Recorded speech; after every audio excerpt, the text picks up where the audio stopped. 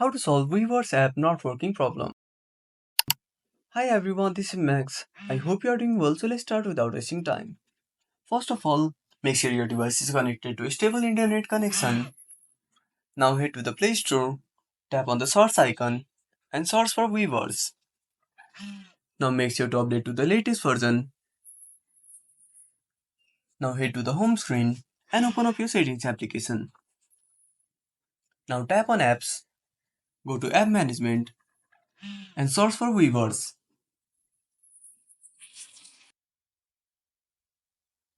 Now click on force stop, tap on storage usage and tap on clear data. I hope this should fix the issue. If this doesn't, reinstall the application, tap on uninstall and install the application again. So that's it.